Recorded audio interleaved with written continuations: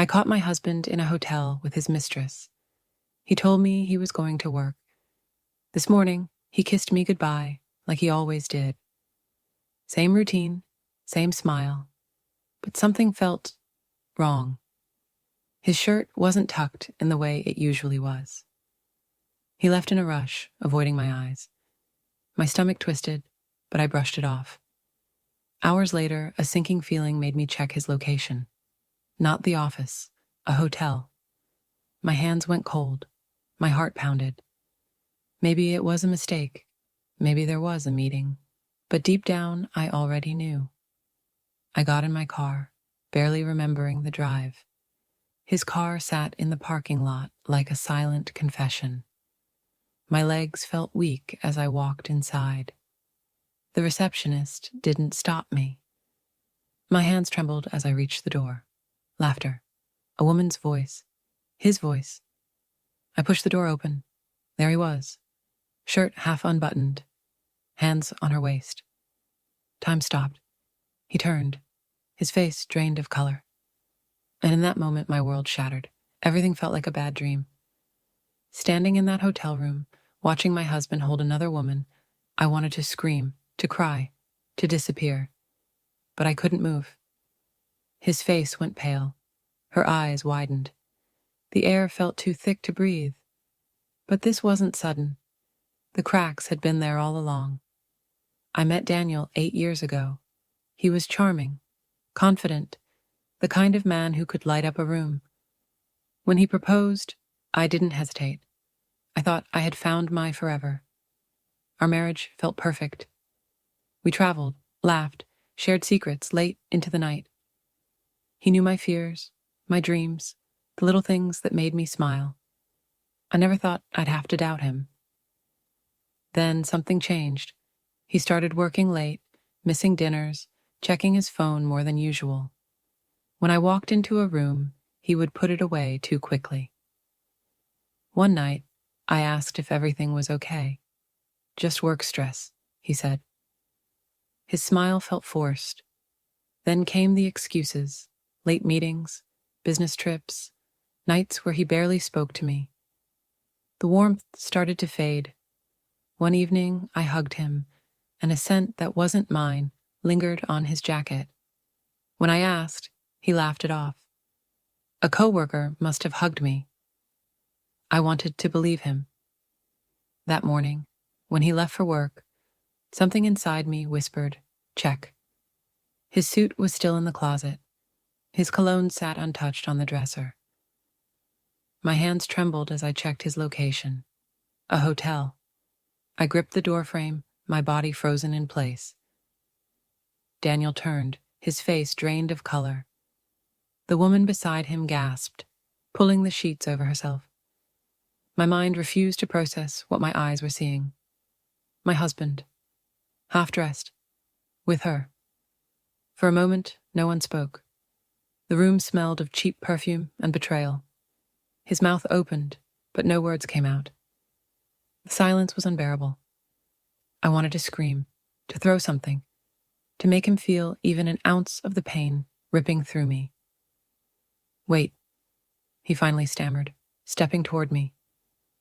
I took a step back. My whole body shook. You told me you were at work. My voice was barely a whisper. His eyes darted to the woman, then back to me. Panic, guilt, lies forming on his lips.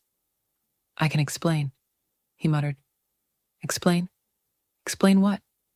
That the man I trusted, the man I built my life with, had been sneaking around behind my back. That the late nights, the perfume, the sudden distance, it had all been leading to this? The woman spoke before he could. You said you were separated. My breath hitched, my vision blurred. Separated?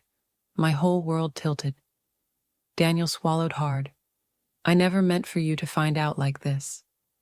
That was it. Not an apology, not regret, just damage control. Something inside me snapped. The pain turned into something else. Something cold. I wasn't going to cry. Not here. Not in front of them. I lifted my chin. You two deserve each other. And with that, I walked away. But this wasn't over. I walked out of that hotel room, but the storm inside me didn't settle. My heart pounded, my hands trembled, but I refused to cry. Not here. Not now. Daniel didn't come after me. That hurt the most. I drove home in a daze, replaying everything. The lies, the late nights, the perfume on his jacket. Had he ever loved me, or had it all been a lie? That night, he came home. I was sitting in the dark, waiting. The moment he stepped inside, I spoke. How long? He sighed, rubbing his face. Does it matter? Rage boiled inside me. It matters to me. A year. His voice was hollow. Maybe longer. A year. While I was waiting for him to come home, he was with her. While I was wondering what I did wrong, he was lying in some hotel bed, laughing with her. I stood up, my voice shaking. You looked me in the eyes and lied. Every single day. I never meant to hurt you. I laughed, a cold, bitter sound. You didn't mean to get caught. Silence. His jaw tightened. I'll pack my things. And just like that, he made his choice. No begging, no apologies. I should have broken down, but something inside me shifted. I wasn't the one losing here. He was. I watched him leave, knowing this was the end of us. But it wasn't the end of me. The door shut behind him, and the house fell silent. For the first time in years, I was alone. No footsteps in the hallway, no soft hum of his voice in the next room, just me, and the wreckage he left behind. I sat there, staring at nothing, waiting for the pain to crush me. But it didn't, not in the way I expected. I felt empty. The man I built my life around had walked away, just like that. No fight, no second thoughts. Had I meant so little to him? Days passed, then weeks. The bed felt too big. The house felt too quiet. But with every passing day, the weight on my chest got lighter. The tears came in waves, but so did the anger. I wasn't just mourning him. I was mourning the version of myself that trusted him. One evening, I stood in front of the mirror, really looking at myself. This woman wasn't weak. She wasn't broken. She had been betrayed, yes. But she was still standing.